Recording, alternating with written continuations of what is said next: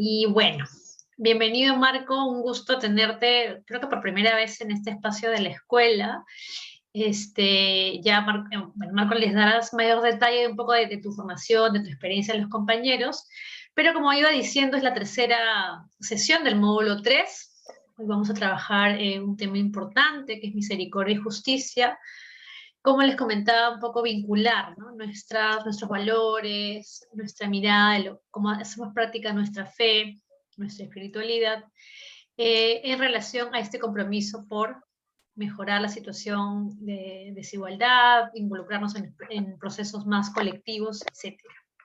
Entonces, nuevamente invitar a los amigos, amigas, a que puedan participar en la medida en la que hay espacios de diálogo también durante estas 2 horas. Está el chat del Zoom, está el chat del WhatsApp. Entonces, para cualquier inquietud, circunstancia, comentario que tengan, no lo duden en hacer. Entonces, le damos el paso a Marco.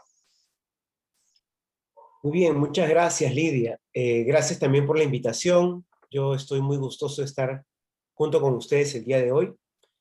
El día de hoy tenemos un tema que evidentemente articula con los dos temas anteriores que ustedes han trabajado y que lo que va a intentar hacer es, a partir de algunos conceptos, pero principalmente de casos prácticos, vamos a empezar a reflexionar sobre la ética y sobre la misericordia.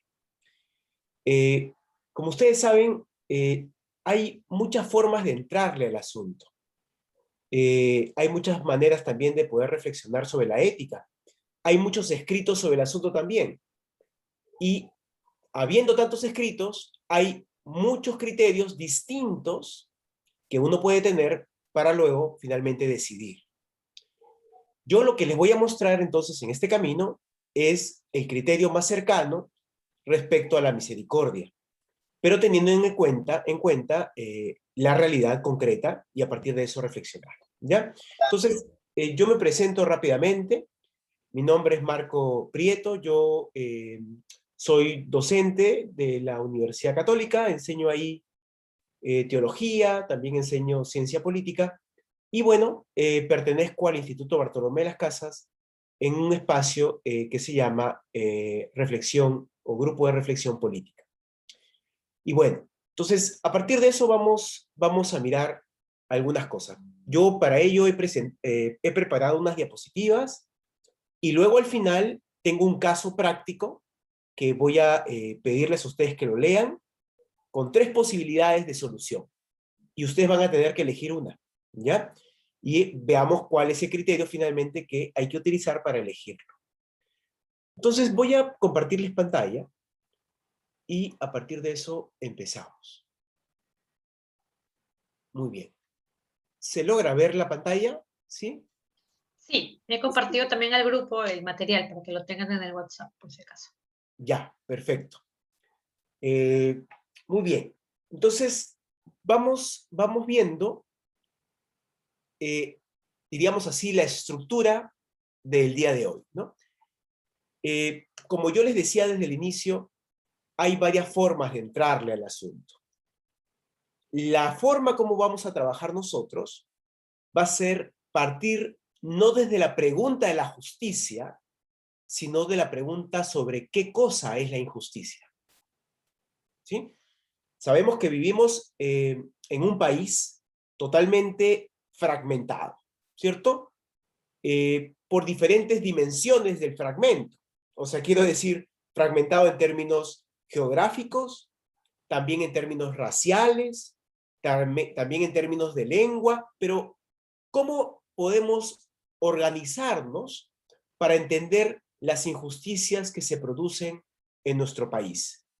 Bueno, yo voy a plantearle 2 caminos de lo que, ya voy a explicarlo, de lo que significa injusticia epistémica para pensar nuestro país. Una vez conociendo las injusticias que se producen sistemáticamente, vamos a dar un pase a la justicia en 2 miradas, 2 formas de justicia que, aunque son formas que mucha gente utiliza para actuar, no necesariamente tiene buenos resultados. Entonces, ¿qué quiero decir? Que algunas formulaciones que tienen criterios de justicia no necesariamente producen espacios justos. Vamos a mirar algunos casos también, y a partir de eso vamos a encontrar algunas posibilidades, ¿sí? En un tercer momento, vamos a conectar una mirada de la justicia más honda, a la luz justamente de un texto bíblico, pero encontrando características importantes para nuestra realidad, ¿no? Finalmente, si uno no encuentra cómo resonar el texto bíblico respecto a nuestra propia realidad, entonces no tiene mucho sentido ir a las Sagradas Escrituras. Lo interesante del asunto es cómo resuena hoy y cómo ese resonar me permite actuar, ¿no? Hay una praxis ahí clave en el asunto.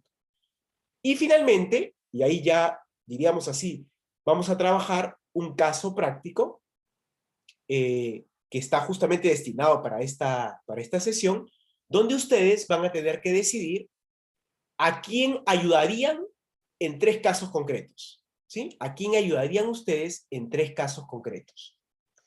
Teniendo en cuenta que en los 3 casos, las 3 personas necesitan que las ayuden. Y la pregunta sería entonces, ¿cuál es el criterio de justicia que hay que tener para ayudar al otro? ¿No? Un poco la dificultad de ir del plano teórico al plano práctico es que lo práctico es mucho más complejo, es mucho más difícil y es mucho más desafiante. Entonces no es que, hay personas pobres y entonces, claro, hay que ayudarlas. Sí, pero hay distinciones de pobreza, ¿no? Algunos tienen pobreza económica, otros tienen pobreza porque los discriminan todos los días. Otros de repente no pudieron educarse. Ustedes están aquí, ahí tienen un proceso de formación importante, pero otros no tienen la posibilidad. Entonces, tantas dimensiones de pobreza existen en la medida que cuántas personas podamos conocer, porque cada sujeto es particular. Y entonces me interesa reflexionar sobre lo último para asumir una praxis interesante. ¿Ya? Entonces, esa sería un poco la ruta. Yo lo pongo así para que ustedes se puedan ordenar también y poder comenzar de manera ordenada. La otra cosa que quiero decir simplemente es que después de cada uno de los puntos, yo voy a tener un espacio para conversar y dialogar con ustedes, ¿ya? Hay mucho caso práctico, pero igual creo que hay un espacio siempre para escucharlas y escucharlos y conversar un ratito, a ver si entendieron el asunto o si hay alguna pregunta. Muy bien, dicho esto, empecemos con el primer punto. Veamos.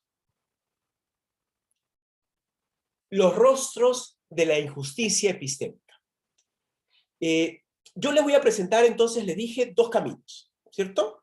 Entonces serían 2 formas de injusticia.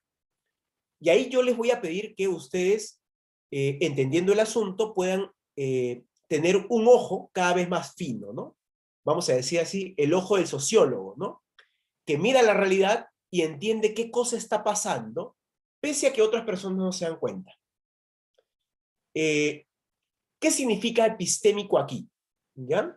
Disculpen la palabra, es la terminología, no puede eludirla, pero lo epistémico aquí significa lo que nosotros decimos, el contenido de lo que nosotros decimos, de lo que nosotros hablamos, y en qué medida lo que decimos y lo que hablamos realmente se considera como verdadero, fiable, confiable, o falso, o, digamos así, rechazado, ¿no?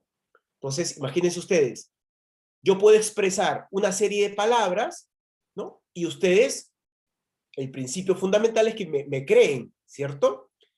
Me creen en la medida que yo voy explicando.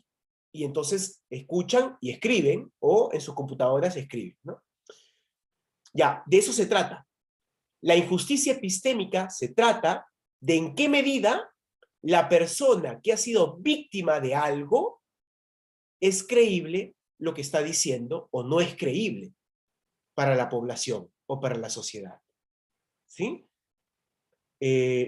Vamos a empezar entonces a aclarar el asunto porque existen 2 tipos de injusticia en este sentido y vamos a ver ejemplos sobre eso.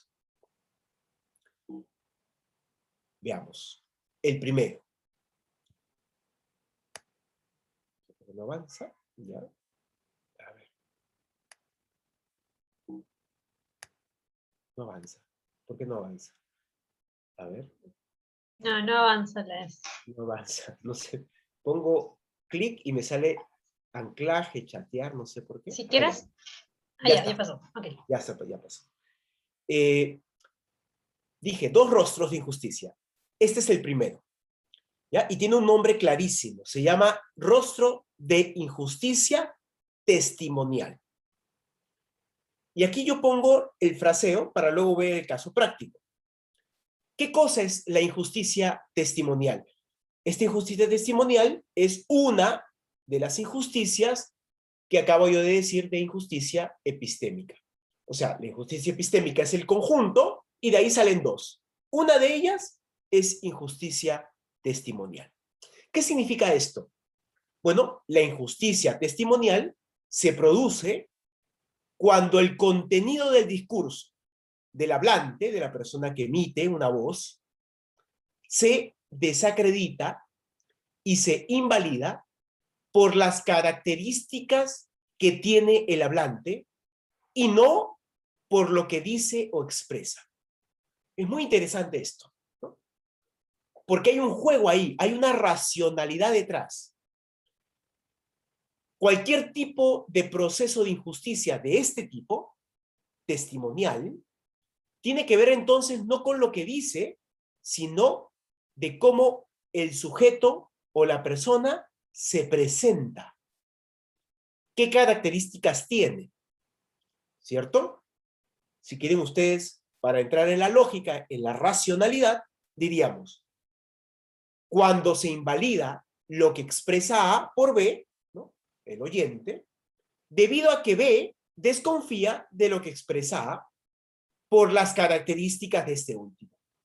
Entonces, hay una especie de invalidación de lo que dice, pero no por lo que dice, sino por las características que tiene esta persona cuando expresa alguna especie de relato porque fue víctima de algo o de alguien. ¿Sí?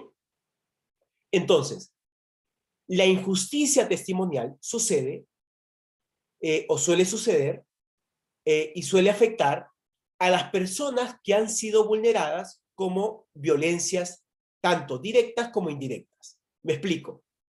Ya sean violencias de una persona a otra, alguien golpeando a otra persona, o alguien discriminando a otra, o en medio de un país como el nuestro, por ejemplo, algunos lugares, ¿cierto? La cultura de ese lugar termina excluyendo a una persona porque se ve de cierta manera o de otra. Y primer rostro de injusticia, entonces, injusticia testimonial. Pero claro, esto todavía sigue siendo mucho concepto. Lo interesante del asunto es cuando se produce, ya, no sé qué pasa, ya, ahora sí, cuando se produce un ejemplo, ¿cierto? Caso 1. Un niño expresa a su madre que su padre lo ha maltratado. ¿Sí? Imagínense el caso. Imagínense, pero evidentemente nuestro país está cargado de esto, pero la madre invalida su denuncia debido a que mantiene la creencia, la mamá, de que los niños no saben lo que dicen. ¿Sí? Esto es importante visibilizarlo, porque aquí ya no depende de lo que dice el niño.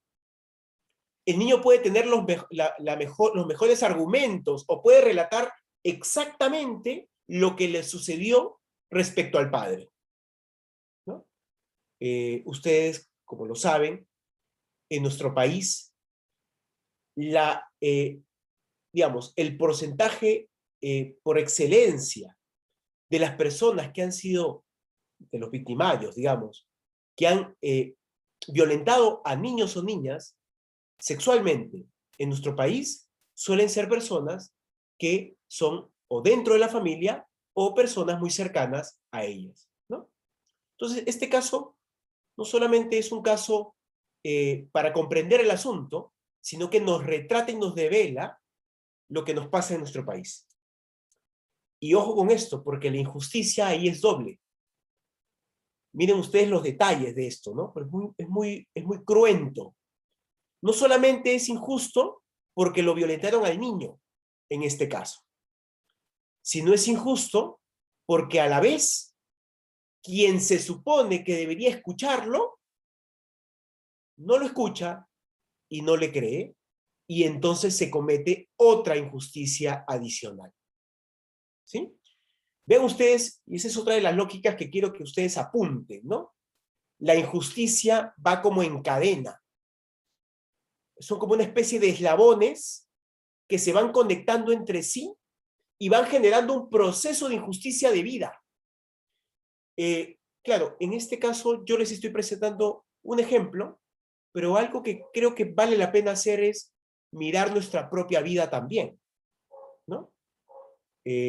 Cuando yo a veces le pregunto a mis estudiantes en la universidad, ¿cuántos de ustedes han, cierto, sido vulneradas o vulnerados, o piensan o sienten o creen o recuerdan que han sido víctimas de alguien o de algo, ¿no? Más del 90% levanta la mano, ¿sí? Y creo que cuando nos miramos a nosotros mismos, nos ocurre lo mismo, ¿sí? Entonces, primer caso. Segundo caso. Ya. Segundo caso. Una estudiante universitaria, ¿sí? Denuncia a su profesor de acoso sexual ante la comisión disciplinaria, ¿sí? Nosotros en el país, ¿no? Así como tenemos el gran problema de injusticias dentro de las familias, pensando en la injusticia testimonial, tenemos el gran problema de las injusticias dentro de instituciones educativas. Yo he puesto aquí universidad, pero ustedes pueden pensar en colegios también. Algunos de ustedes son docentes, ¿cierto? Una estudiante universitaria denuncia a su profesor de acoso sexual ante la comisión disciplinaria, ¿no? Una comisión dentro de la universidad. Uno puede pensar dentro del colegio, digamos, una dirección, ¿no? Pero dicha comisión invalida su denuncia debido a la creencia de que las mujeres son actualmente feministas y entonces reclaman cualquier cosa, ¿sí? No importa, bajo esta premisa, lo que la estudiante diga, no importa cuántos argumentos tenga, ¿sí? No importa de qué forma lo exteriorice.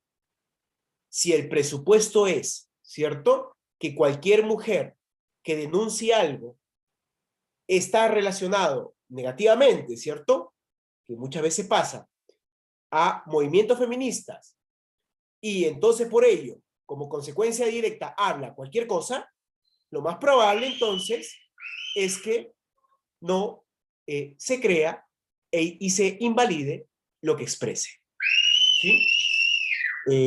Injusticia testimonial, ¿sí?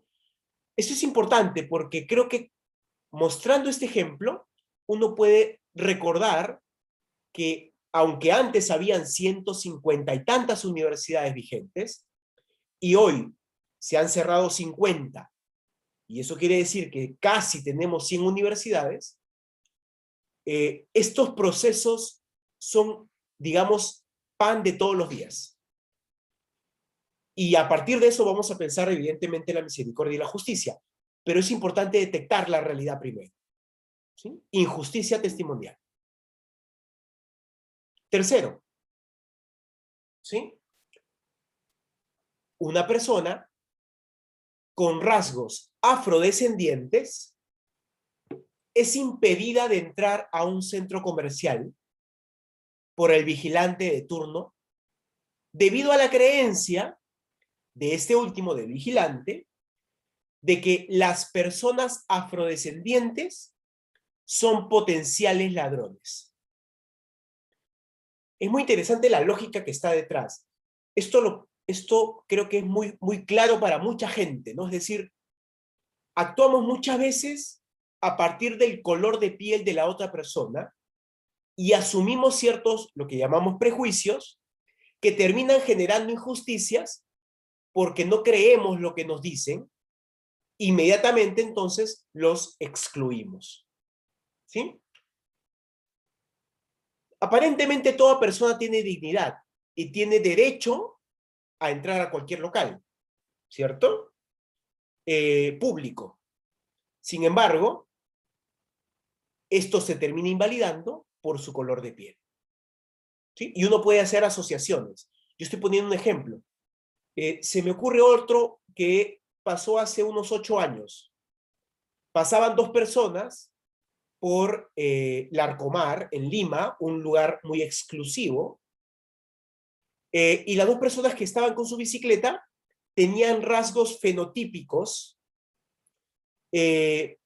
diríamos así, de alguna persona con alguna ascendencia, digamos, de provincia. Y cuando pasaron con sus bicicletas por Larcomar, este centro comercial, dos policías los detienen y les preguntan de dónde habían conseguido dichas bicicletas. Bueno, las dos personas dicen, bueno, son de nosotros. No entiendo por qué me detienes, ¿no? Y le dice, y entonces, claro, hace cortocircuito en la cabeza del policía y le dice, tú no puedes tener esa bicicleta. Lo más probable es que lo hayas robado. ¿Qué pasó tiempo después? Agarraron las bicicletas, se las llevaron los policías y apresaron a las dos personas y los pusieron en la cárcel. Y luego, ¿cierto? Pasaban las horas y al día siguiente salió en las noticias. ¿Sí? Miren ustedes ese cortocircuito en nuestra cultura peruana. ¿Sí? Bueno, injusticia testimonial. No creo que tú tengas eso pese a que tú me lo digas, porque yo tengo la creencia, ¿cierto?, que tu color de piel corresponde más bien a una forma de vida. ¿Mm? Y para terminar con este primer punto, y luego ustedes me dirán cómo vamos, un confirmando, ¿sí?, de la comunidad ha sido tocado indebidamente. Ante ello, el confirmando expresa lo sucedido a sus padres. Y ellos no le creen debido a que invalidan los argumentos de su hijo frente al sacerdote de la comunidad, ¿no? Por el mismo hecho de ser joven y menos creíble que un sacerdote, ¿no? Primera posibilidad. O por la creencia en la cual, mientras el sacerdote no comete errores por estar cerca de Dios, el joven sí lo comete por el hecho mismo de estar lejos de Dios, ¿no?, comparado con el sacerdote. Luego entonces, el joven no es creíble. ¿Sí? Nuevamente, otro proceso de injusticia, pero ahora ¿dónde? Dentro de las comunidades de base, quizás, dentro de la iglesia. Y nuevamente, pongo un ejemplo no como excepción, ¿cierto?, sino como todo un proceso que hoy se está investigando para dar cuenta, ¿cierto?, ciertas comisiones para dar cuenta de que estas formas violentas no vuelvan a ocurrir. Miren ustedes la lógica que está en los 4 casos, ¿no? Una lógica en donde, independientemente de lo que diga la víctima, ¿sí?, independientemente de ello, debido a que tiene ciertas características, puede ser joven, niño, tener ciertas características fenotípicas o lo que fuere, o mujer, no invalido lo que me dice, lo que dice, lo que expresa, y más bien adjudico ciertas características a esta persona de comportamiento y entonces cometo la injusticia. Primera forma de injusticia. ¿Vamos bien? Ustedes dirán, yo paro por un momento aquí.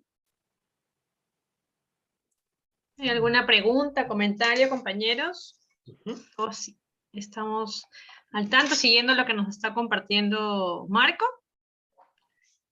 ¿Están por ahí? No los vemos, ni escuchamos.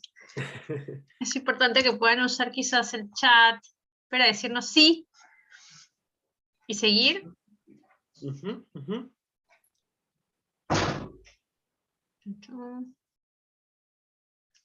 ¿Cómo vamos? Hernán, quizás Próspero, Janet, Asunción, que son los que estamos hoy en sala. ¿Vamos bien? ¿Continuamos? ¿Alguna pregunta? Porque ya tenemos que pasar a la, creo, a la segunda parte, ¿no, Marco? Sí, tenemos que seguir avanzando, pero o sea, lo único que quiero dar cuenta es que si vamos bien, y yo encantado de seguir, o sea, no, no tengo problema. Todo bien, indican en el chat. Ya, perfecto. Bien. Próspero ha prendido el micro, no sé si quiere decir alguna cosa. Uh-huh.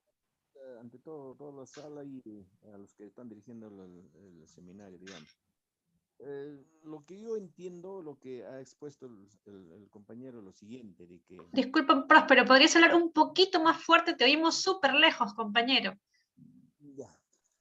Un ratito, voy a ponerme los micros. Ahí está, mejor. Ponte el micrófono, no hay problema, te damos el tiempito. Porque sí está bueno que nos compartas tu reflexión. Uh-huh.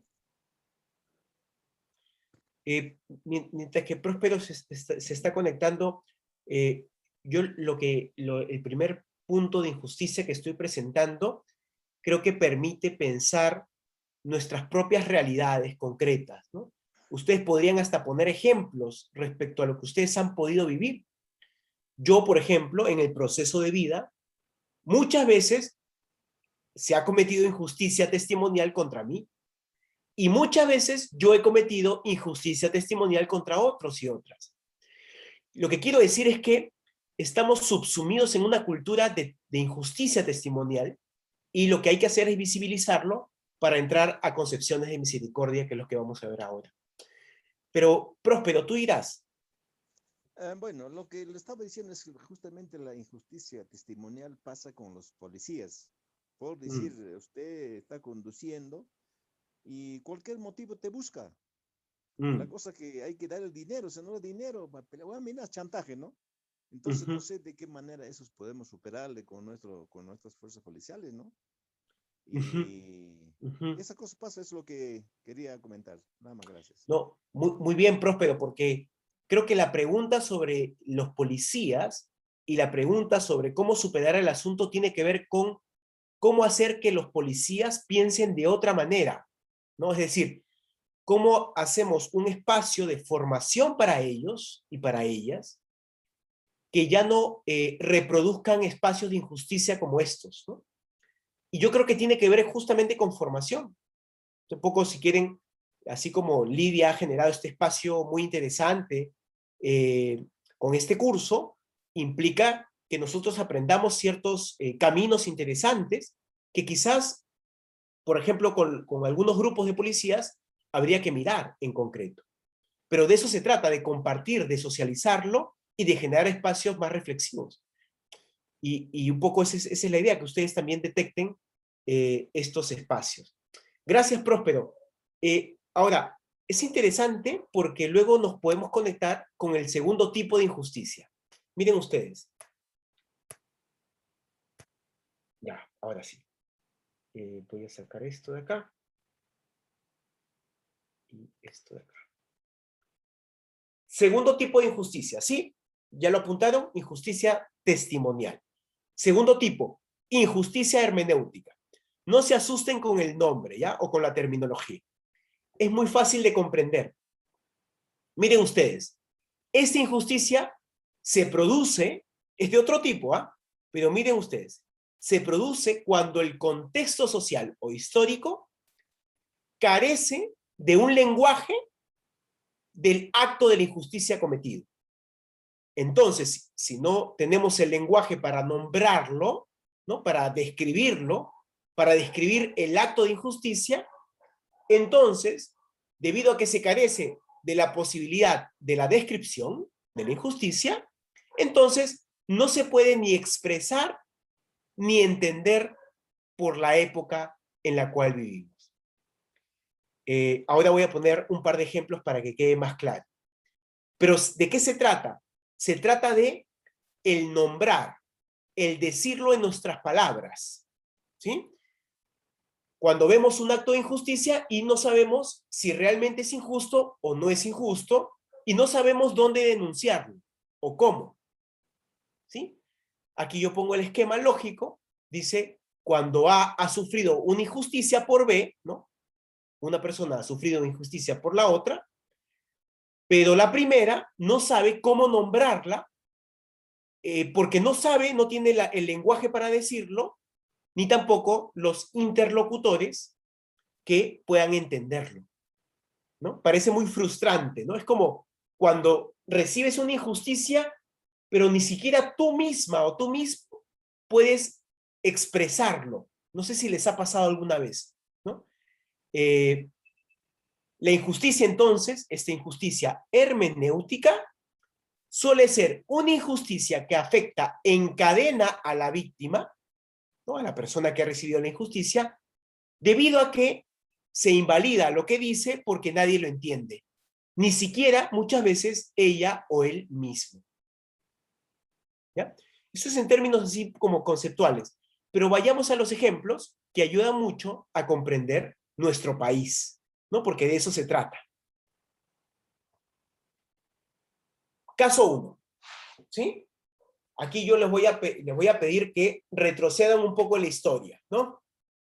Imagínense ustedes, una secretaria, mujer, en los años 60, ¿ya? O sea, hace ya 60 años atrás, es hostigada sexualmente por los trabajadores, hombres, de un bufete de abogados donde esta persona laboraba. ¿Ya? Ese es el caso. La mujer no sabe qué sucede, porque en la época de los años 60 no había el repertorio, el lenguaje para expresar lo que le sucedía. Entonces la mujer no sabe qué sucede, pero presiente que algo anda mal. Sin embargo, al denunciar el hecho a la comisaría, ocurren dos hechos concretos. Primero, la víctima de hostigamiento, la secretaria, no sabe cómo ponerlo, o ponerle nombre, o ponerlo en palabras, lo que ha padecido. Porque no existía la palabra hostigamiento, ¿sí? Porque no existía la palabra acoso sexual. Y a su vez, los policías de la comisaría no tienen las herramientas culturales, o sea, es decir, no entienden lo que está expresando la otra persona, ni tampoco legales, para decir que hay algún delito en lo que expresa la víctima. ¿Sí? Esto es muy frustrante, ¿no? Porque, por eso les preguntaba a ustedes, quizás en algún momento han padecido algo por el estilo, ¿no? Sientes que algo anda mal, pero no sabes cómo expresarlo. Tú no sabes cómo ponerlo en palabras y las personas que te escuchan tampoco entienden que eso esté mal, o por lo menos no lo tienen claro. En los años 60, algo que hoy se puede denunciar, en los años 60 no existía el lenguaje. No se podía poner en palabras, porque no había un término que, nominalmente hablando, expresara lo que había sucedido. Voy a poner otro ejemplo para que quede más claro.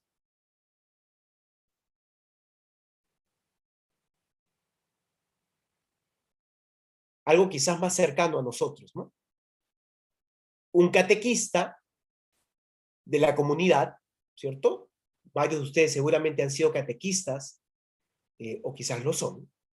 De la comunidad de 18 años, ¿cierto? La persona tiene 18, recibe tocamientos indebidos de parte de algún sacerdote, ¿sí?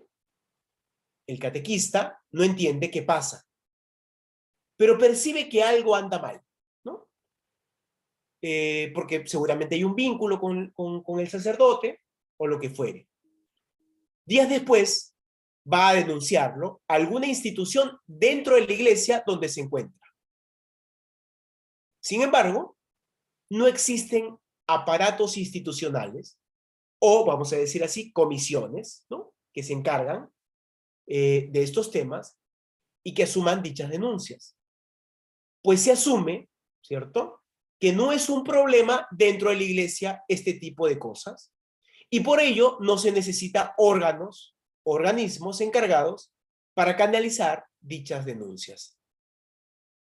Finalmente, el catequista no tiene claridad con lo que él ha pasado o le ha pasado, y tampoco sabe cómo ni dónde expresarlo. ¿Sí? Yo estoy poniendo un ejemplo de varios casos quizás que van pasando en el país, en América Latina, en el mundo.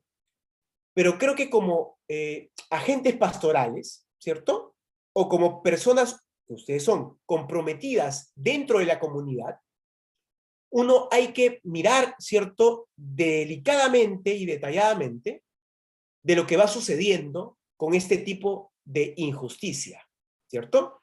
Preguntarnos, por ejemplo, ¿qué cosas pueden llegar a pasar en algún lugar donde estamos, donde no hay estos organismos que terminen regulando a el lugar donde estoy, ¿no? Por ejemplo, en este caso, sobre alguna denuncia sobre acoso, tocamientos indebidos o lo que fuere.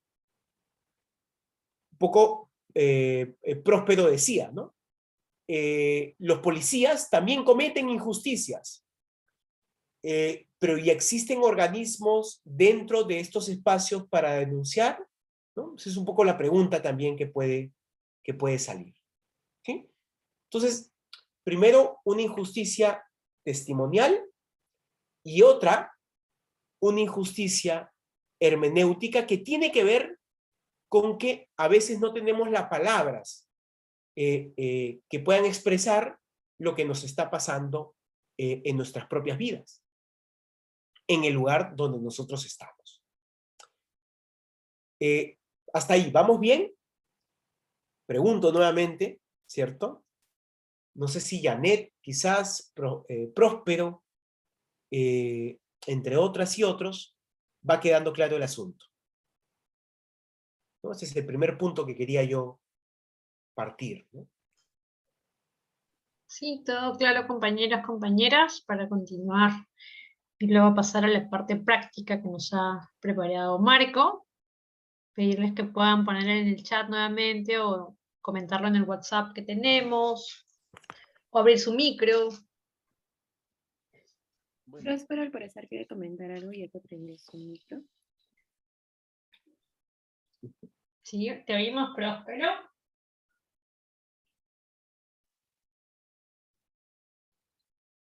No se le prende. Próspero.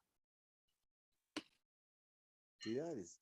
Como las escuelas, ¿no? Acoso, tocamiento indebido a los alumnos, ¿no? O acoso sexual a los estudiantes universitarios, ¿no?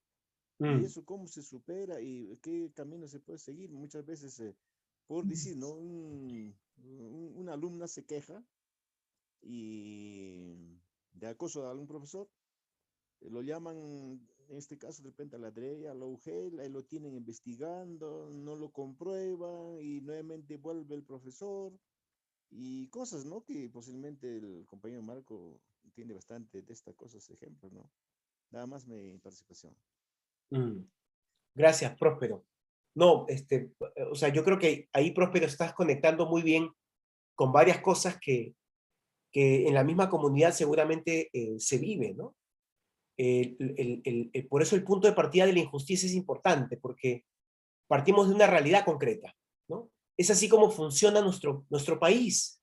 Y en ese sentido, si así funciona nuestro país, la pregunta, si quieren, es entonces, ¿cómo a partir de eso podemos llegar a espacios de justicia, ¿no?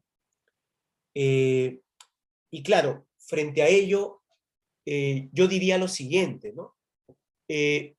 Si partimos de injusticias tan claras como las dos que hemos visto, y que uno puede entrar a el problema racial, el problema de discriminación, el problema de abusos o lo que fuere, A la vez, lo importante es entonces entender cuál va a ser nuestra dirección, ¿no? Ya entendemos qué cosa está mal, ya entendemos nuestra realidad, la vivimos todos los días, pero ¿cuál es el camino entonces que hay que seguir para obtener espacios cada vez más justos, ¿no? Tú decías colegios, decía también por ahí comisarías, ¿no?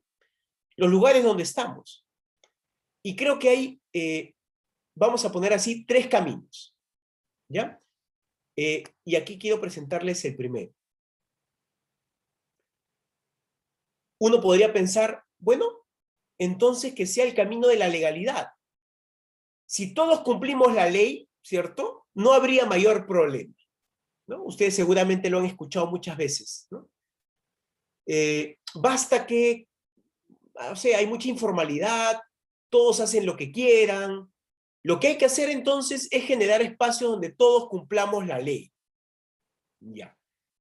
Eso está bien, por un lado. Pero por otro, es interesante entrar al asunto y poner algunos ejemplos al respecto. Veamos, ¿no? En principio es que cuando una persona A cumple una norma X, independientemente, ¿cierto?, del contexto. Lo importante y lo que mucha gente reclama es, no importa lo que pase, lo único que hay que hacer es cumplir la ley. Así podemos salir de los espacios de injusticia de donde estamos, ¿no? Veamos entonces algunos casos. Bueno, cuando una persona, por ejemplo, si se supone que tenemos que cumplir la ley, solamente, independientemente del contexto en el cual estamos, entonces si el semáforo me dice a mí que está en rojo, no debo pasar, y entonces yo cumplo la ley. Pero cumplir la ley significa también esto, ¿no? Cuando una persona no cruza la calle, debido a que el semáforo está en rojo, pese a que al otro lado de la vereda se encuentra una persona pidiendo auxilio en medio de un ataque de asma. Entonces, ahí empezamos como a entrar en conflictos, ¿no? Nos parecía importante seguir la ley. Pensábamos que, claro, cumpliendo la ley, todos vamos a estar mucho mejor y vamos a ser un país cada vez más justo. Pero, ¿qué pasa con estos casos? ¿Siempre hay que cumplir la ley o no necesariamente? Vayamos a otro.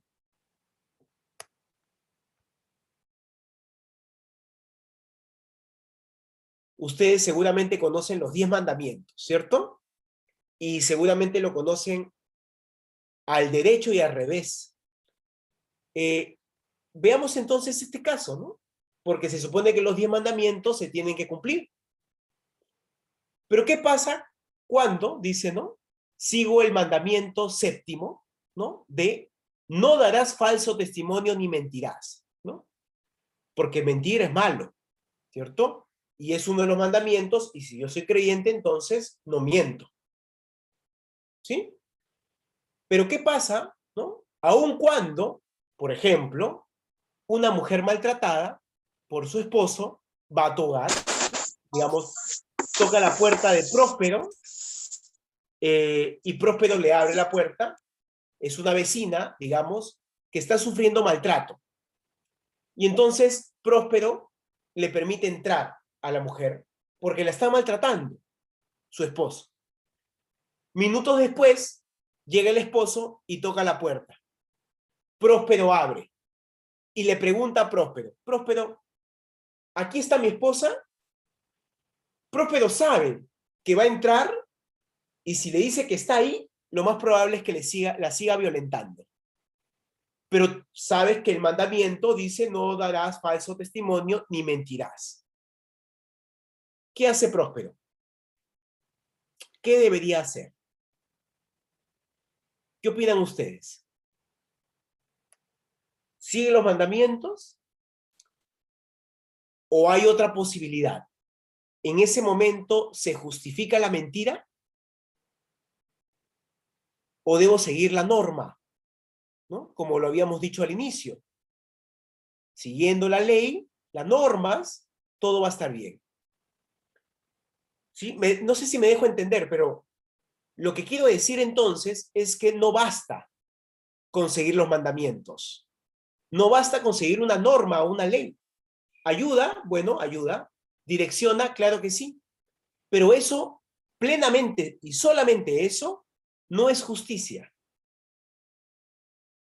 Y tampoco, y aquí quiero entrar, y aquí estoy haciendo el tránsito ya a la mirada sobre el caso que quiero compartirles. Aquí tenemos entonces la segunda forma de justicia que uno podría decir, ¿no? Entonces, si la justicia como legalidad, que todos hagamos y respetemos la ley, aparentemente no es suficiente, ¿cierto? Ya lo hemos visto con el semáforo, y ya lo hemos visto, por ejemplo, con los mandamientos, ¿cierto? Entonces hay que buscar en otro lado. Hay que tratar de encontrar la posibilidad en otro lado. Y aquí es muy interesante porque la justicia, vamos a decir como utilitarismo, pero significa en realidad, es cuando una persona, víctima de la injusticia, y la respuesta a ella, nos basamos meramente en una percepción de la afectación. Es decir, nos basamos en nuestras percepciones, en nuestras emociones. Vayamos entonces a entender el asunto con lo siguiente. Imagínense ustedes, ¿cierto? Este segundo tipo, la justicia como legalidad, entonces no funciona totalmente. La justicia, vamos a decir utilitaria, vamos a ver si funciona. Cuando una persona de 20 años, llegando a su barrio, ¿cierto? Ustedes conocerán a muchas personas cuando, ¿no?, de la comunidad, llegando a su barrio, le roban el celular debido a que en su sector, que es lo que pasa en varias comunidades, de 10.000 habitantes, solo existen 5 policías, ¿no? Entonces, hay muchos robos en la zona, ¿no? Y uno puede pensar en todo el país y diferentes partes, en realidad, ¿no? Después de un año del presupuesto invertido por la municipalidad en seguridad, ahora el joven, y lo pongo en mayúsculas, se siente o percibe más seguro el lugar, debido ahora que no hay 5, sino hay 20 policías en una zona de 10.000. Una pregunta, ¿ustedes creen que ya se logró un espacio de justicia en ese lugar? Es muy interesante este ejemplo porque muchas veces pensamos, como nos sentimos que ahora hay, ¿cierto?, más policías, entonces ahora sí nos sentimos seguros. Pero la justicia no puede ser marcada por mi propia sensación o por mi propia emoción, sino por lo contrario, tiene que estar gestada por otros criterios que son los que vamos a ver ahorita. Pero miren ustedes, sigue siendo una zona insegura, pero tú le preguntas a la persona y la persona te dice, bueno, sí, hemos mejorado, ya me siento seguro, ¿cierto? Pero en realidad no funciona así, ¿no? No es tan, vamos a decir así, son como conductas adaptativas. Nos adaptamos mucho al contexto, ¿no? Por ejemplo, ganamos para comer de repente en el desayuno un pan y de repente un vaso con leche, y creemos que si podemos comer ahora 2 panes y un vaso con leche, ya nos sentimos muy bien, ¿cierto? Porque percibimos que hemos mejorado. Pero aún siendo esa percepción, no necesariamente eso es justo, ¿sí?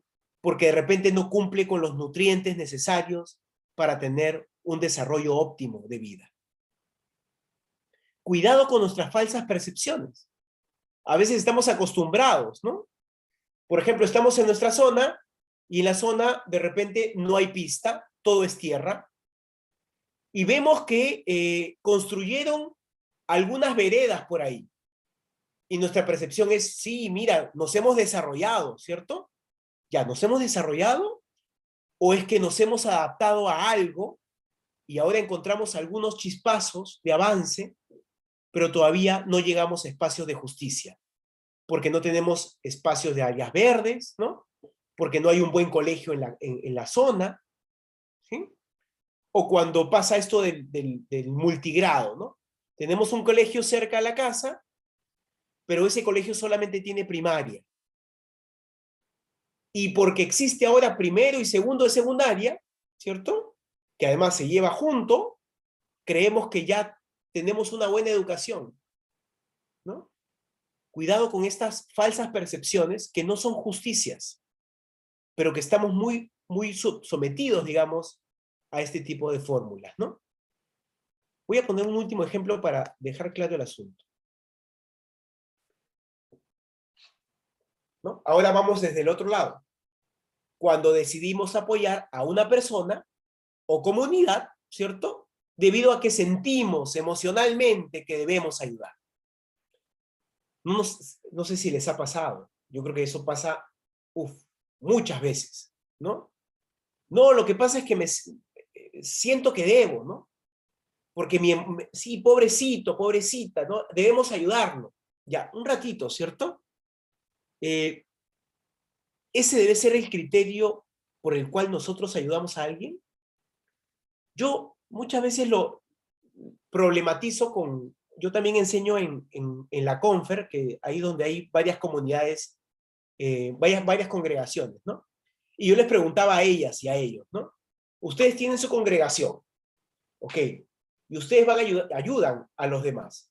¿Ya cuál es el criterio para ayudar a unos y no a otros? ¿Sí? Creo que todos hemos pasado por ese proceso, ¿cierto? ¿A quién debemos ayudar y a quién no? ¿Cuál es nuestro criterio? Porque nos parece que es pobrecito, porque nos sentimos de esa manera, nos sentimos nosotros mal y por eso ayudamos. Y es interesante entrar a estos temas porque creo que es importante problematizarlos para encontrar otras rutas, creo que más interesantes y más profundas y más sólidas, ¿sí? O cuando una víctima de injusticia económica, no tiene recursos, es percibida por la iglesia como víctima solamente, ¿cierto? Nombrándolo víctima, ¿cierto? Olvidando todas las otras dimensiones importantes que tiene la persona, ¿sí? Creo que ese es otro de los chips que hay que mirar para luego asumir una opción preferencial por el pobre, profunda, importante, pero que no caiga, ¿cierto?, en estos meras emociones, vamos a decir así. ¿Ya?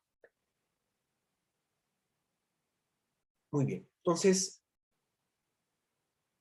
veamos, ya. Hasta ahí, ¿ya? Y ahora sí, vamos hacia el caso práctico para trabajarlo juntos, pero hasta ahí. ¿Vamos bien? O sea, se va quedando claro los dos tipos de injusticia, ¿no? Por un lado, va quedando claro que no la legalidad, pero tampoco la emoción meramente, ¿no? Sino que hay que encontrar otro camino, que es el camino que voy a presentarles dentro de nuestro luego trabajo práctico. ¿Cómo vamos? ¿Vamos bien? Tú dirás, Lidia. A ver, compañeros, ¿cómo vamos? Yo creo que está un poco claro, ¿no? Han tenido algunas intervenciones, pero sí sería interesante escucharlos, si se ha podido hacer esta distinción de estos dos tipos de injusticias. Sí. ¿Cómo vamos? Ustedes dirán. Es importante porque creo que cuando lo contrastamos con nuestras propias experiencias, van saliendo cosas, ¿no? Por eso los ejemplos que pongo son ejemplos muy cortos, pero que resuenan mucho en nuestra vida, ¿no? Cuando pensamos violencias intrafamiliares, cuando vemos problemas en los colegios, abusos, etcétera, ¿no? Necesitamos escucharlos, amigos, amigas. Sí, Sí, usted, o sea, la única cosa es que queremos estar tranquilos y tranquilas, claro. de que todo va bien para seguir avanzando, ¿no? Esa es la única Así es, intención. necesitamos su venia. Sí, sí, podrían escribirnos por el chat si quedó todo claro o tienen alguna duda. ¿Cómo les resuena lo que ha estado comentando Marco, ¿no?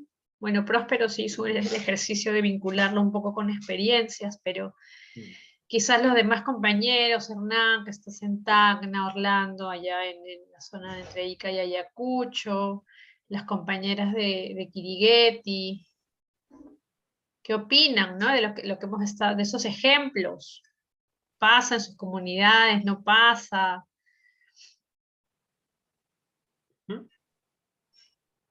Quizás ya con Están el... muy callados hoy. Quizás ya cuando lleguemos al caso práctico se anima, se anima. Esperemos sí, en tal caso invitarlos a que están ahí, por favor, prender la cámara o usar el chat como dijimos, ¿no? Es un acuerdo que tenemos siempre en las sesiones. Muy bien, entonces... Ahí está Hernán. Perfecto, entonces yo voy a avanzar con que esa es la última parte ya para mirar el caso práctico. Hernán, ¿quieres comentar algo, compañero? Lidia, buenas noches. Sí, te escuchamos. Interesante la exposición del hermano, ¿no? La verdad que en estos tiempos que estamos vivimos en una sociedad no sé si tan diversas culturales, ¿no? A mí me pasó un caso, ¿no? Que resulta que estaba yo entrando a Plaza Vea, ¿ya? Y estaba haciendo frío en temporada de invierno, y eso fue antes del COVID, que resulta que el portero era un muchacho tan igual como yo, del color, ¿no? Pero que resulta que yo entraba con chullo y el joven me dijo que me quitara el chullo. ¿Ya? Me quitara el chullo. Entonces yo le reclamé, dije, ¿por qué me iba a quitar el chullo? Entonces me dijo que era una disposición de la gerencia. Bueno, yo estaba acompañado, mi acompañante le dijo, no había motivo para quitarme el chullo. Entonces yo le dije, no, bueno, me quité el chullo, le dije que a la hora de salir iba a denunciar ante la gerencia. Pero, y ahí estaba detrás de mí unos jóvenes y también dijeron que por qué me exigían a que me quitara el chullo. Cuando yo salí de Plaza Vea, que resulta que el joven ya no estaba. Uno de los jóvenes me dijo, señor, a buena hora se ha quejado porque acaban de despedirlo. Uno que me dio pena que siendo de mi color, de mi raza, que me trate de esa manera, ¿no? Pero lo que más pena me dio que lo sacaron inmediatamente de su trabajo. Perdió su trabajo, ¿no? Eso fue uno. Otro es que yo estoy hablando de Tacna. En Tacna vivo al lado de un local comunal. Y ahí local comunal, yo estaba a cargo del local, pero aquí resulta que había un matrimonio religioso. Se casaba una pareja que él era del norte y ella era de Pomata de Puno. Que resulta que al ingresar al local, ¿no?, del matrimonio civil religioso, y los familiares, ¿no?, del esposo que era del norte, le empezaron a decir cuánto era el regalo que llevaban, cuánto era el costo del regalo que llevaban. Puesto que los de Puno empezaron a entrar con una cama, con una ropera, con una vitrina. Y los del norte entraron con su cajita, una caja chiquita que llevarían, ¿no? Pero que resulta que yo veía, estaba mirando, ¿no?, cómo es que el núcleo familiar, los hermanos de Pomata de Puno es bastante, y del norte es poco. Y pasaban las horas y los de Pomata empezaron a tomar, y los del norte, obviamente en pequeño grupo, ¿no?, solo se quedaron mirando. Entonces yo dije, no, cuánta discriminación, cuánta rivalidad, cuánta injusticia hay, a pesar que ha sido el matrimonio religioso ha sido el matrimonio, es que cometemos entre nuestra propia sociedad. ¿Ya? Y así, y muchas cosas se ven entre las comunidades de los pueblos interiores del país, discriminación, ya sea por apellidos, ya sea por comunidades, o sea por núcleo familiar. Bueno, es lo que puedo comentar, hermano, gracias. A ti, Hernán, yo creo que has puesto en palabras varias de las cosas que hemos ido tocando aquí, y yo me atrevería a expresarlo en la medida en que lo que tú estás manifestando son formas de injusticia de diferente tipo también. Esta persona, en el primer caso, la persona despedida, por ejemplo, ¿no? Claro, la persona despedida termina reproduciendo algo que la persona trae consigo, ¿no? Tú decías, bueno, pero tiene un poco las mismas características fenotípicas que yo. ¿Por qué me tiene que, digamos, decir esto que ni siquiera la gerencia lo ha determinado? Bueno, para que te des cuenta, que es muy interesante este ejemplo que pones, para que te des cuenta y nos demos todos cuenta de que las injusticias no nacen, ¿cierto? De una especie de, digamos, si hablamos de una discriminación racial, no es que el, entre comillas, blanco va a discriminar al, entre comillas, negro, ¿cierto? Sino que, como está atravesado culturalmente, esta persona reproduce lo que seguramente adquirió en casa o en su propia comunidad, ¿no? Entonces, eso es por un lado, ¿no? Lo segundo, este proceso primero de injusticia trajo otro proceso de injusticia, que es el despido de la persona. Y lo interesante del ejemplo es que hay una cadena ahí, ¿cierto? La injusticia contra ti, y tú, digamos, con la expresión de denuncia, trajo otra injusticia porque no había ninguna especie de formas, digamos, de formas o tratos para una formación, digamos, de conciencia respecto al trato a los demás, sino que hay una especie de expulsión de la institución muy rápida, ¿no? Entonces, es importante entender cómo en cadena a veces se produce, ¿no? A partir de tu ejemplo. Y sobre lo último que mencionabas, ya para avanzar, tiene que ver con esta escisión de discriminación o lo que fuere dentro de diferentes instituciones, ¿no? Tú decías, pero era un matrimonio religioso, ¿cierto? Pero pese a ello se produce y reproduce, pues. Y cuando tú terminabas diciendo, ¿cierto? Pero aquí en las zonas, en diferentes zonas, aparecen una serie de discriminaciones y problemas. Bueno, parte de eso es justamente el compromiso que ustedes tienen llevando el curso. Cuando ustedes llevan este curso, es justamente luego pensar en el qué hacer. O sea, digamos, después de detectar todo este tipo de formas, ahora mi compromiso, cómo hacer para transformarlo, ¿cierto? Y en ese sentido, en este último sentido, me parece importante entrar a esta última parte, que diríamos así, es pensar la misericordia como el camino correcto frente a las formas que acabamos de ver, ¿no? Solo para recapitular. Injusticia testimonial e injusticia hermenéutica en el día a día producen alguna especie de malestar en la vida, claro, como lo que expresaba Próspero, como lo que expresaba Hernán, y luego entonces nos invita a pensar salidas. Una salida que es solamente seguir la ley no es suficiente. La otra salida, a ver cómo yo me siento y a partir de cómo me siento respondo a ello, tampoco es una buena salida. ¿Cuál es la salida que intento yo mostrarles? Es la salida donde ponemos en el centro, bíblicamente, pero también cómo resuena con nosotros, la misericordia. Que ustedes, digamos, separen la palabra rápidamente y encontrarán el sentido del asunto. Porque la palabra misericordia significa miserias del otro y ponerlos en el corazón de uno. Es decir, la justicia como misericordia está mirada de frente a las injusticias que se van produciendo en el día a día. A la persona que discriminaron, ¿no? A la persona que violentaron, a los niños que son violentados todos los días en diferentes partes del país, en los problemas dentro de los colegios, etc., ¿cierto?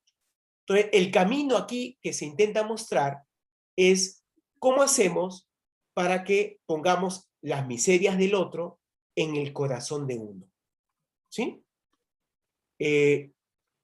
¿Implica solamente una emoción? ¿Implica ver cómo nos sentimos respecto al otro? ¿O implica una reflexión importante para con los demás? En ese sentido, la misericordia, como es entender la pobreza o las pobrezas de los demás, y a partir de esas pobrezas, ¿no? Por ejemplo, ya lo mencionábamos, no tienen recursos, no tienen abrigo, ¿cierto? No tienen alimentación, no tienen educación, etc., etc. Lo que hacemos entonces es entender lo que está pasando con esta persona, esas miserias, digamos, que la vida misma ha producido, ¿no? Problemas estructurales, lo que fuere, y asumirlos como un compromiso pleno para el otro. Por eso la misericordia no termina nunca y articula lo particular de cada persona con lo universal. Es muy interesante esto también, porque implica conocer las experiencias de las personas que sufren, por un lado, y luego, como cada persona es particular y sufrimientos particulares, ahora yo no evito o no cancelo o no excluyo a ninguna otra persona independientemente de lo que piensa, de lo que dice, de lo que hace, de cómo se ve, de dónde es, etc., etc., etc. Es particular porque necesito conocer lo que le pasa y es universal porque debe ser dirigido para todas y para todos. ¿Sí? Ahora, eso implica también una reflexión y por eso, por ejemplo, este curso intenta ser reflexivo, ¿cierto? Intenta diferenciar, intenta entender con mayor claridad las cosas y en esa misericordia se pone en el centro, evidentemente, el seguimiento a Jesús, ¿no? Y vamos a ver un ejemplo para que quede más claro. Ahora, yo he dicho, ¿cierto? Además lo critiqué en algún momento, que no hay que solamente guiarnos de la emoción. Hay un ejercicio que hay que hacer, ¿ya? Que es un ejercicio de la misericordia, implica una reflexión importante. ¿Y qué tipo de reflexión implica? Bueno, implica, vamos a decir así, por lo menos pasar por 4 pasos, ¿sí? Y ahí yo les pido que apunten, porque esto es importante y es un ejercicio que hay que hacer día a día, ¿ya? El primero es la empatía, ¿no? A veces se utiliza muy frágilmente el término, pero empatía es fundamental en el proceso, porque la empatía no es otra cosa que un ejercicio imaginativo de retratar el escenario de la otra persona. Es muy difícil, ¿no? Hay una autora, Martha Nussbaum, que decía, para ejercitar la empatía de las personas, ¿no? Para llegar luego a ese extremo de la misericordia, de la compasión, pero para llegar a eso hay que ejercitarnos. Y para eso hay que leer novelas, decía ella, ¿no? Para imaginarme los diferentes escenarios que pasan los personajes y cuando termino la novela y luego yo termino llorando, ¿cierto? Es porque logré algún tipo de empatía con los personajes. Ya, ese es un ejemplo, es una recomendación que nos da alguna autora, ¿cierto?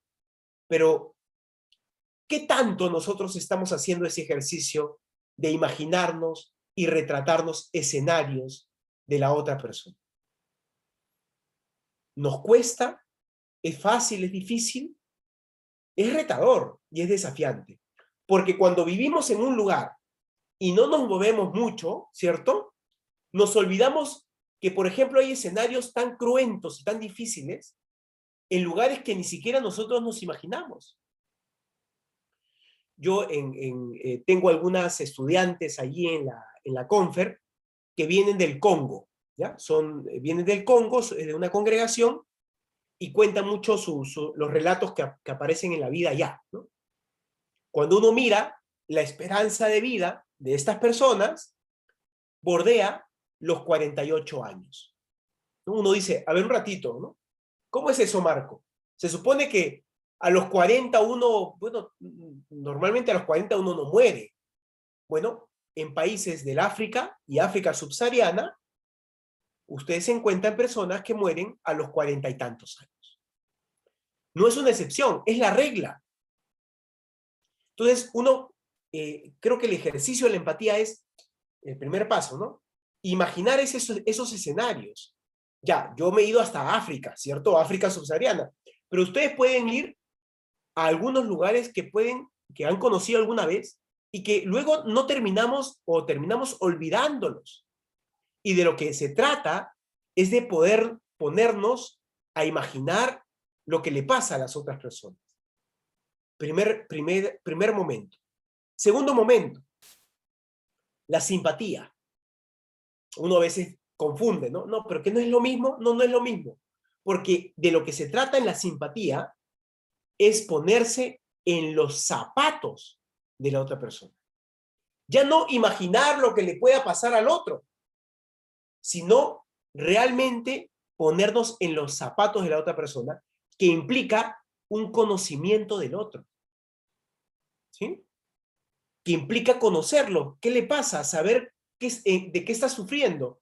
No solamente porque no tiene dinero, sino cómo eso repercute en el día a día a esta persona. Y entonces, para yo ponerme en los zapatos del otro, no hay otra manera que tener un espacio de conocimiento profundo en el día a día. ¿Sí? No basta con ir a una comunidad, ¿cierto? Unos días y luego irme. No, de eso no se trata. Se trata de un compromiso de largo aliento y de mucho tiempo, para luego pasar a algo que es fundamental. Y de ahí se despliega la misericordia, que es la compasión. Que ya no es ponerte en los zapatos del otro, que uno podría decir, ya la tengo, ¿cierto? Ya sé lo que tengo que hacer. No, no basta ponerse en los zapatos del otro, sino de lo que se trata en la compasión es poner las pasiones, ¿no? Las alegrías, también las tristezas, también las desgracias del otro dentro del corazón de uno. ¿Qué significa eso? Que yo tengo un compromiso para actuar y transformar la vida de la otra persona. ¿Cuántos de nosotros estamos dispuestos a eso? ¿No? Yo siempre pongo el ejemplo, ¿no? Estoy pasando por la calle, ¿no? Viene una persona y me pide limosna. Y yo digo, bueno, ya le haré un sol, ya le haré 5 soles, ya le haré 10 soles. Y la pregunta es, ¿de eso se trata? ¿Eso es misericordia? ¿Eso es compasión? Bueno, para poner al otro tanto sus alegrías y sus esperanzas, como sus tristezas y sus desgracias dentro de uno, lo que implica es un conocimiento del otro y entender qué le pasa. Preguntarnos por qué está pidiendo limosna. Porque de repente de lo que se trata es de otra cosa. De repente el problema no es económico, también, pero quizás lo económico es la consecuencia de otra cosa más importante. Entonces, vean ustedes el carácter reflexivo que está detrás. No se trata de que hoy me siento mal y entonces lo ayudo. No, se trata de entender el proceso de la historia de la otra persona y en el caso de la misericordia, de poner esas miserias y tristezas de la otra persona en el corazón de uno para actuar. Conociendo estas características y a partir de eso podemos responder a ello. ¿Sí? Y ya teniendo eso claro, vamos a empezar entonces con el caso práctico para discernir, porque de eso se trata. Reflexión, discernimiento, misericordia, entendida como la estoy presentando, y luego ahora vamos a decidir a quién ayudar. Para eso entonces, no sé si tienen alguna pregunta, si no ya paso al caso práctico. Ustedes dirán. A ver, compañeros, ya vamos a empezar el caso práctico, como dice Marco. Entonces, invitarlos a que puedan estar con la camarita o el micro abierto ya para poder hacer los comentarios. Marco, por un tema de, bueno, de tiempo y de aforo, no sé si podríamos hacerlo de manera más a modo de plenaria, quizás soltar la pregunta para todos, ¿no? Porque somos un grupo relativamente pequeño, entonces vamos a tomar tiempo en hacer grupitos, entonces mejor aquí. Igual demos el tiempo y de ahí abrimos micros. Perfecto. Muy bien. Entonces yo voy a compartir aquí. Ay, disculpa que se apagó el micro. Ya, voy a compartir aquí. Miren ustedes, es un caso y lo que quiero que hagan ustedes es reflexionar sobre el asunto. Miren, yo no sé si de repente ya se cansaron de mi voz, de repente quieren escuchar que alguien más lea. Yo encantado de que si alguien se anima a leer, muy bien, o si no, yo lo leo pacientemente y avanzamos, ¿ah? A ver, ¿algún voluntario para la lectura en la primera parte que está mostrándose en pantalla? No se peleen, amigos. Sí, muchas manos levantadas hay. Muchas manos levantadas. Muy bien. Miren, yo voy a leer y entonces ustedes van tomando nota y luego la pregunta es, ojo, ¿a quién ayudamos? ¿Ya? ¿A quién ayudamos? Empiezo. Permítasenos, ¿sí? Comenzar una parábola. Annapurna quiere que le limpien el jardín, ¿sí? Que ha estado descuidado y 3 trabajadoras paradas, Dinu, Villano y Rogini, desean fervientemente hacer el trabajo. Annapurna puede contratar a cualquiera de ellas, pero el trabajo es indivisible y no puede repartirlo entre las 3. A Annapurna, cualquiera de ellas le haría más o menos el mismo trabajo de cortarle el jardín, a cambio de una retribución más o menos parecida, ¿no? Digamos, no hay problema con eso.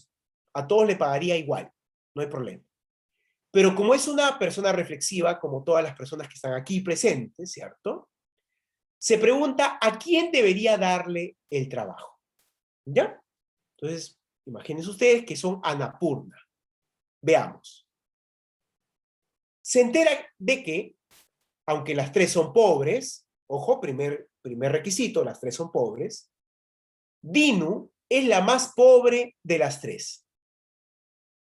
Todo el mundo está de acuerdo. Esto lleva a Annapurna a mostrarse bastante inclinada a contratarla. ¿Qué puede haber más importante, se pregunta, que ayudar a la más pobre? ¿Cierto? Pregunta de la opción preferencial por el pobre, ¿cierto? Ahí está. Sin embargo, también se entera de que Villano, la otra persona, se ha empobrecido recientemente y está muy deprimida por su situación. Dinu y Rogini, o sea, las otras 2, en cambio, tienen experiencia de ser pobres y ya están acostumbradas. Todo el mundo está de acuerdo en que Villano es quien está más triste de las 3 y en que desde luego se pondría más contenta que las otras 2. Este planteamiento lleva a Annapurna a mostrarse bastante favorable a la idea de dar el trabajo a Villano. No cabe duda, se dice, de que la primera prioridad debe ser que deje de estar triste. Pero a Annapurna también le dicen que Rogini, o sea, la tercera, padece una enfermedad crónica que lleva estoicamente y podría utilizar el dinero que ganara para librarse de ese terrible mal. No se niega que Rogini es menos pobre que las otras, aunque desde luego es pobre, y que no es la más desgraciada, ya que lleva sus privaciones con bastante ánimo, acostumbrada como está a sufrir sus privaciones toda su vida. Procede de una familia pobre y ha aprendido a asumir la creencia general de que, como mujer, joven que es, no debe ni quejarse ni tener muchas aspiraciones. Annapurna se pregunta entonces si no obstante lo correcto no sería dar el trabajo a Rojini. Influiría muchísimo, razona, en la calidad de vida y en la libertad de padecer la enfermedad. ¿Sí? 3 personas pobres con 3 situaciones distintas. Annapurna se pregunta, ¿qué debe hacer? La pregunta es, ¿ustedes qué harían? Reconoce si solo supiera que Dinu es la más pobre y no supiera nada más, optaría por darle trabajo a ella. También piensa que si solo supiera que Villano, la segunda, ¿no?, es la que está más triste y la que se pondría más contenta si tuviera la oportunidad de trabajar y no supiera nada más, tendría excelentes razones para contratar a Villano. Y también observa que si solo supiera que la enfermedad degenerativa de Rojini pudiera curarse con el dinero que ganara y no supiera nada más, tendría una sencilla y clara razón para darle el trabajo a ella. Pero, ¿cierto? Como el mundo es complejo, conoce los 3 hechos relevantes y tiene que elegir entre los 3 argumentos, cada uno de los cuales tiene cierta pertinencia. Muy bien.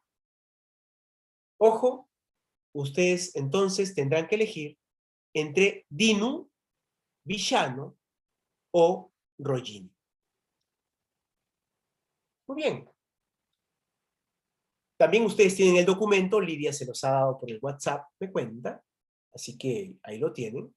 Y entonces espero algunos comentarios, posibles respuestas, entrampamientos, como ustedes quieran decirlo, pero pueden compartirlo aquí en la sala.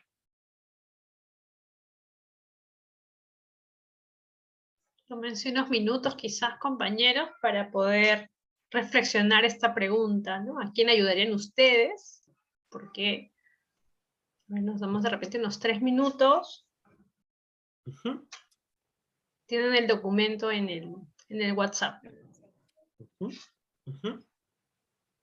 Muy bien. ¿A quién ayudamos? Qué difícil. Porque la pregunta ya no es sobre, claro, la opción preferencial por el pobre. Claro que sí, todos estamos de acuerdo. Pero ¿cómo hacemos las precisiones? Imagínense, nuestro país no es un país rico, ¿cierto? Es un país totalmente desigual, donde la pandemia lo que ha hecho es exacerbar las desigualdades e incrementar la extrema pobreza. Entonces, sí, pues muy fácil decidir entre el rico y el pobre y a quién le ayudo, quién lo necesita más rápido. Bueno, ya está. Pero cuando aparecen cosas como estas, creo que aparecen reflexiones más interesantes. Como dice Lidia, tómense unos minutos, denle vueltas y no sé, quizás en 3, 4 minutos más, ¿no?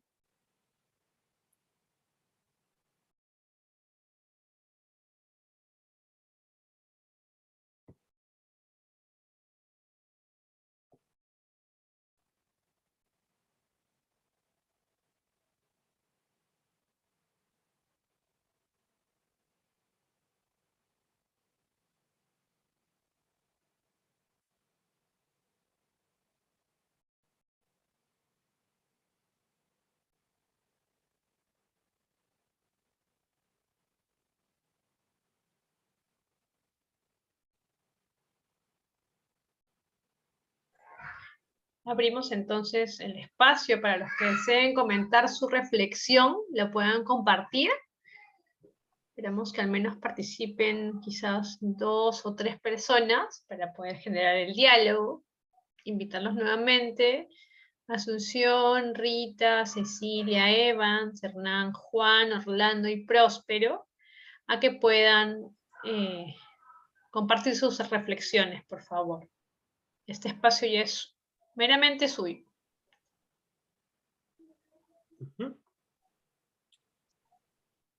Evans, prendiste el micro, compañera. ¿Cómo estás? Ay. Perdón, buenas noches a todos. He entrado un poquito tarde, estoy tratando de leer para... Dale, dale, léelo con calma, no hay problema. Entonces mejor les damos un par de minutos más. Alguien que ya tenga de repente una idea de lo que, la decisión que tomaría, la puede compartir también por acá.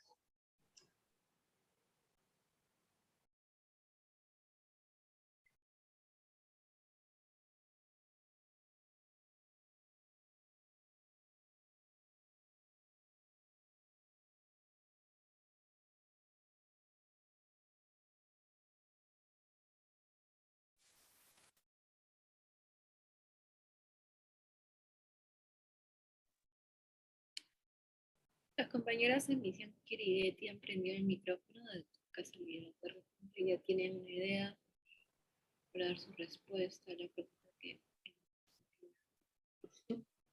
Misión Misión Kirigeti. Kirigeti, ¿no? A ver, y de repente tienen alguna cuestión avanzada, compañeros, compañeras que están por allá por Kirigeti. ¿A quién ayudarían ustedes, estas tres personas? Lo pueden poner por el chat también y lo vamos... Exacto, pueden usar el chat de aquí o del WhatsApp y ahí lo leemos. Les pedimos que por favor puedan ir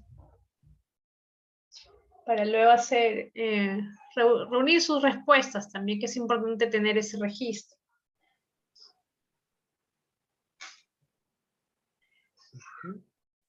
A ver, ¿quién está por ahí? Próspero, Orlando, Cecilia, Asunción.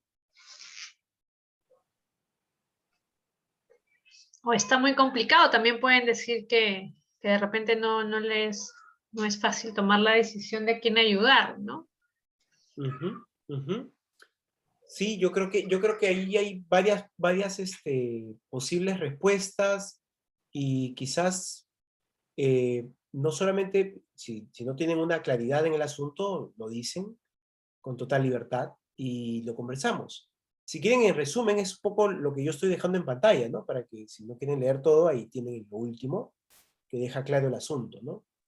La compañera Evans, al parecer, quiere dar su respuesta. Y veo la parte final nada más. El trabajo no se puede dividir, ¿verdad? Solamente se tiene que optar por una de ellas. Así es. Es así, ¿no?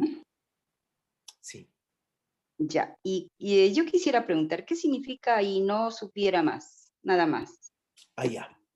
O sea, es decir, como son tres casos, ¿sí? Son tres casos, entonces, aparentemente, los tres casos podrían ser posibles, pero dice, en el caso que hemos presentado, es que si no supiera los otros dos casos, ¿no?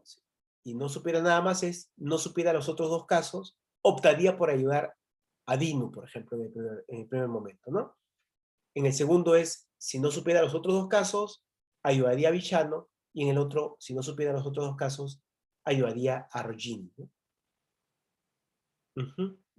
Ya, o sea, quiere decir que los tres casos, en este caso, en ese sentido, sí sabe, está enterada la persona, ¿no?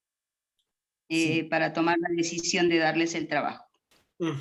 Si quieres, y quizás ahí podemos hacerlo, esta parte como retomándola y conectando para que quizás eso ayuda un poco, porque Evans también entró, digamos, un poco, entonces quizás esta parte termino de leerla otra vez y a partir de eso ya salen los comentarios. Miren,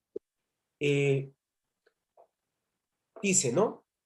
Hay tres personas que uno puede ayudar, ¿no? En el primer caso dice, se entera de que, aunque las tres personas son pobres, Dinu, que es el primer caso, es la más pobre de las tres. Todo el mundo está de acuerdo. Y esto lleva a Annapurna, a la persona que tiene que darle el trabajo, a mostrarse bastante inclinada a contratarla. ¿no? Se pregunta, ¿qué puede haber más importante que ayudar a la más pobre? Sin embargo, dice, también se entera que Villano, o sea, la otra persona, se ha empobrecido recientemente y está muy deprimida por su situación. Dino y Roggini, las otras dos, en cambio, tienen experiencia de ser pobres y ya están acostumbradas. Todo el mundo está de acuerdo en que Villano es quien está más triste de las tres y en que, desde luego, se pondría más contenta que las otras dos si le dieran el trabajo, ¿no? Este planteamiento lleva a Annapurna a mostrarse bastante favorable a la idea de darle trabajo a Villano. No cabe duda, dice, de que la primera prioridad debe ser que deje de estar triste, ¿no? Segunda opción. La tercera es la siguiente, ¿no? Pero a Annapurna también le dicen que Roggini padece una enfermedad crónica, que lleva estoicamente, y podría utilizar el dinero que ganara para librarse de ese terrible mal. No se niega que Roggini, la tercera, es menos pobre que las otras, aunque desde luego es pobre, y que no es la más desgraciada, ya que lleva sus privaciones con bastante ánimo, acostumbrada, como está, a sufrir privaciones toda su vida. Procede de una familia pobre y ha aprendido a asumir la creencia general de que como mujer joven que es, no debe ni quejarse ni tener muchas aspiraciones. Annapurna se pregunta si, no obstante, lo correcto no sería darle el trabajo a Roggini. Influiría muchísimo, razona, en la calidad de vida y en la libertad de padecer la enfermedad, ¿no? Entonces, ese es el dilema que tiene Annapurna, y la pregunta es, ¿a quién de las tres hay que darle el trabajo? Porque solamente hay que darle trabajo a una solamente. No sé si quizás las y los demás un poco quedó más claro el asunto, y a partir de eso, o Evans también, si tú le das vueltas, encantado de escucharte.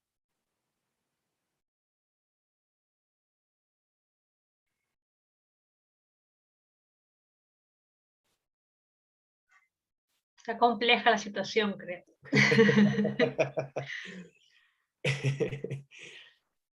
Bueno, yo creo que como quedan ya pocos minutos, ¿no? Yo voy a decir tres cosas más y vamos para finiquitar. Lo primero que hay que decir es que creo que este ejemplo nos confronta con nuestra propia realidad. Tenemos mucho porcentaje de personas hoy viviendo pobrezas y extremas pobrezas. Y nuestras decisiones están insertas en esas pobrezas. Y no queda de otra, digamos, en poder tener criterios válidos, ¿no?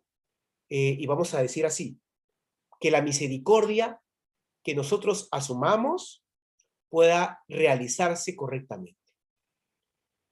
En ese sentido, un primer criterio no puede ser las emociones que nosotros tengamos y tampoco las emociones que las otras personas tengan. Son importantes, sí, pero no son un buen indicador. Por eso es que en el segundo caso, en el caso de Villano, que se siente mal, ¿cierto? Porque ha caído en pobreza, no puede ser un buen criterio de elección. Tampoco es un buen criterio el hecho mismo de generar, digamos, recursos para otra persona meramente. Porque de lo que se trata no es de darle dinero a una persona para que salga de la pobreza. De lo que se trata es más bien de conocer a profundidad lo que le pasa para que esta persona asuma una responsabilidad en ella o en él mismo. Por eso, el mero criterio monetario o de bienes no es suficiente para actuar. Y en ese sentido, el primer caso queda inválido. Por el contrario, finalmente, en el tercer caso, tenemos una persona que tiene una enfermedad crónica y que esa enfermedad crónica ha privado su realización personal. También es pobre, pero en el caso de ella hay una enfermedad que la limita y en ese sentido no puede autorrealizarse. Por ello, el criterio de elección de la misericordia reflexiva, y por eso uno tiene que discernir entre los casos, termina, digamos, direccionándose en el tercer caso para poder restituir no solamente sus derechos, que en los tres casos podrían ocurrir, sino también generar espacios para que ella, o en este caso una mujer, pueda salir de la enfermedad crónica que vive.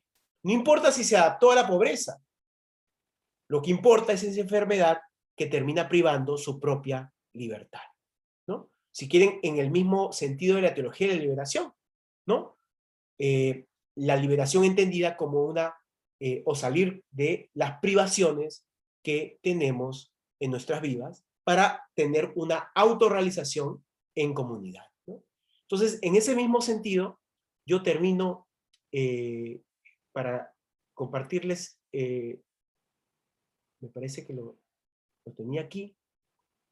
No estoy compartiendo. Compartir. Ya.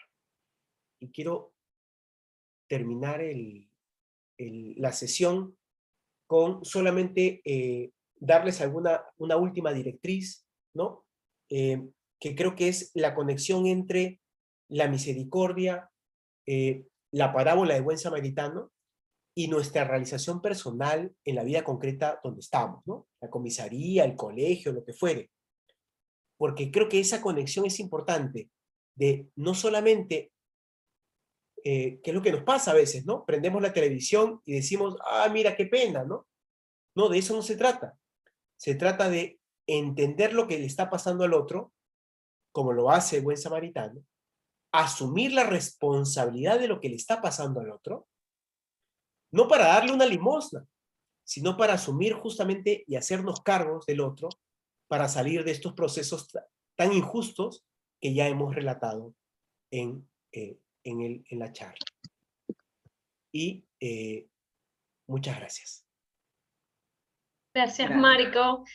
Igual quería abrir el espacio a quien tenga algún comentario de lo que hemos conversado hoy. No los hemos podido escuchar mucho el día de hoy, me apena mucho. Entonces, como para cerrar, ¿no?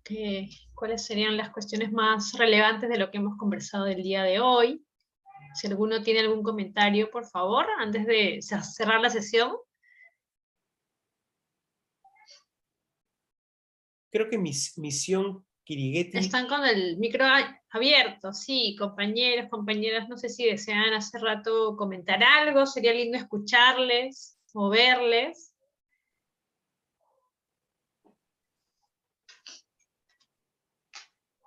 O de repente están con problemas de señal, es posible.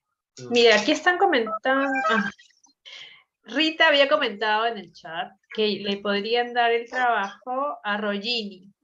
Bueno, ya tuviste un poco la directriz, ¿no? Y luego sí, esa es su respuesta, ¿no? Gracias, compañera, disculpa que recién haya abierto el chat. Sí, el compañero Hernán. Sí, Hernán, ¿quieres comentar algo? Quisiera comentar, la verdad que la exposición del compañero me ha interpelado mucho. Vivimos en una sociedad prácticamente, no entiendo cómo es que dentro de la iglesia también hay discriminación entre curas y monjas y los laicos.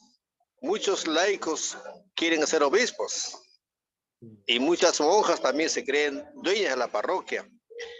Y yo vivo en Tacna, tenemos al obispo del Opus Dei, que ponen reglas, parámetros para las confesiones, para los bautismos. Es preocupante en la justicia social, ¿no? Hay tantas cosas que comentar, me ha gustado mucho, le digo, ¿no? La exposición, ojalá que se podría repetir en una próxima oportunidad para ir dialogando, conversando. Gracias por la ponencia y gracias a Lidia. Gracias, Hernán. Es uno de los objetivos de este espacio, interpelarnos, ¿no? Y ya luego poder hacer práctica todas estas reflexiones. Bueno, amigos, amigas, creo que es la primera vez que hemos tenido muy poco comentario, ¿no, Caroline? Sí. Es muy profunda quizás la reflexión que les estamos invitando a hacer. Vamos a intentar recoger de todas maneras, Marco, ya sea por el chat o por el aula, porque justo el espacio permitía o lo que buscaba era pues reflexionar, sí, profundizar, pero también ir pensando en esto que nos ha dicho Hernández, cómo podemos cambiar, cómo podemos incorporar toda esta dimensión de misericordia y una misericordia pues empática, justa, ¿no? En nuestra práctica como dirigentes. Bueno, no sé si hay algún comentario más, amigos, amigas, sino para ir cerrando la sesión. La próxima semana tenemos la última parte de este módulo con Sandra. Pudiera pedir un favor, Sí, no sé si a Marco Antonio, como he entrado tarde, no sé si tendrán la grabación de la exposición, me gustaría porque está buena, muy interesante, claro que sí. para compartirla en mi grupo de laicos que vamos a tener reunión el próximo miércoles. Me agradaría. Claro que sí, Evans. Ahora que descargue la grabación y la subimos al canal, ahí están todas las sesiones de toda la semana para que la puedan compartir con sus comunidades. Esa es un poco la idea también. Sí, se encuentra en YouTube con el nombre de escuela. Sí. Gracias, Marco, Gracias. por el tiempo, por la presencia. De verdad, bastante interpelador el tema de hoy. Y bueno, esperamos contar contigo en otro espacio. Esperemos que cuando ya las cuestiones sean más presenciales también. Muy bien, gracias también. Gracias por el espacio. Creo que hay muchas cosas por hacer y de eso se trata. Creo que son los desafíos más prácticos que son en sus propias comunidades y en donde están realizándose. Muchas gracias también, Lidia. Nos vemos. Gracias. Nos vemos, amigos.